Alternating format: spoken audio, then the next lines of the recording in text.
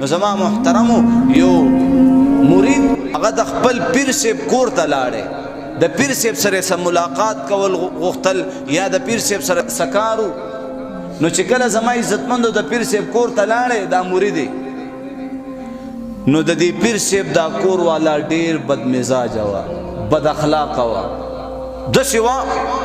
چې سم اورې خوله کې وړو اره خبره به داسې کوله چې د انسان نړه به ماتولو داسې خطرناکه هغه مرید ورته وایي پیر صاحب چرته دی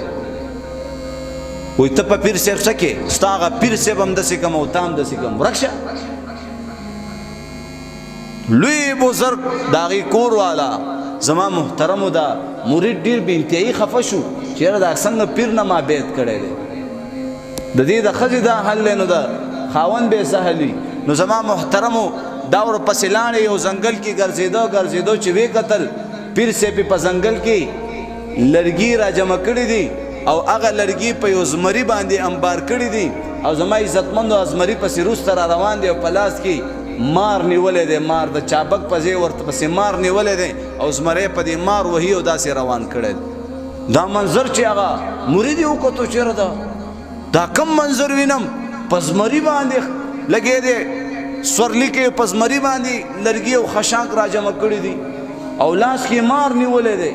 او په دې د مار نه چابک جوړ کړی دی دا کم منظر وینم نو زما محترمو هغه مرید خو ډېر متاثره شو پیر صاحب ته وایي پیر صاحب دا کم منظر وینم وایي دا کم منظر چې تا په کور کې زما وکتو که نه دا د ښځې د برکته الله ماله دا مقام را کړی دی زما ښځه ډېره بد اخلاقه ده ډېره بده مزاجه ده هغې ته زه صبر کوم د هغه صبر په وجه الله پاک دې مقام ته را رسولی صبر د وجې بیا د دې ښځې سپورټ چې در پسې وي د کور ماحول جوړ وي زما محترمو قسم په رب العالمین داسې خلق الله رب العزت کروڑپتین که موږ ورځ ته ورځ په تنزل رواني وجه څه ده موږ د ښځو سره نرمي نه کوو موږ سختي ډېره زیاته کوو موږ بد اخلاقي ډېره زیاته کوو موږ وهل ټکول ډېر زیات کوو خفه کېږو بل موږ کې ډېر زیاتې خامۍ دي ها په جهنم کې به زیاتې ښځې پرتې وي خو په سړو کې هم زما عزتمندو بد سړي زیات دي بد سړي شته دی هغه ورځ یو مسله راغه نو د طلاق مسله وه یو بدبخته خپله ښځه چې کوم دی طلاقه کړې وه زمونږ هغه مولانا صاحب هغه د طلاق د مسلې حل راویستو نو تپوس یې کولو چې دا څه وجې نه چې کوم دی دا طلاق واقع شو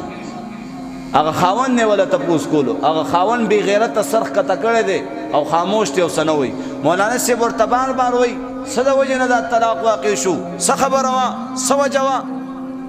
بیا هغه بیبي زما عزتمندو پرده کې کېنولې وه بیبي نه ولا تپوس وکړو چې ته ووایه لوري دا څه وجې نه دې خاوند ته طلاقه کې واورئ جي